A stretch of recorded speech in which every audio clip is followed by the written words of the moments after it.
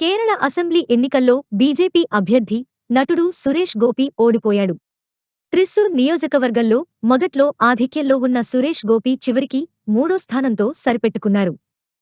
Tamil Nadu assembly ఎన్నికల్లో DMK party అధినేత MK Stalin కుమారుడు హీరో ఉదయనిధి స్టాలిన్ విజయం సాధించారు.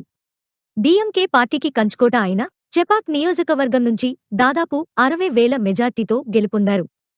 తమిళనాడు అసెంబ్లీ ఎన్నికల్లో 1000 లైట్స్ అసెంబ్లీ నుంచి బీజేపీ అభ్యర్థిగా పోటీ చేసిన నటి ఖుష్బూ ఓడిపోయారు.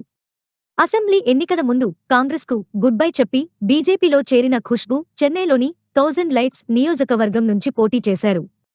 అయితే ఆమె తన సమీప ప్రత్యర్థి డీఎంకే నేత ఎళిలన్ చేతిలో ఓటమి పాలయ్యారు. తమిళనాడు అసెంబ్లీ ఎన్నికల్లో మక్కల్ నీదిమయ్యం అధ్యక్షుడు ప్రముఖ హీరో కమల్ హాసన్ ఓటమి పాలయ్యారు.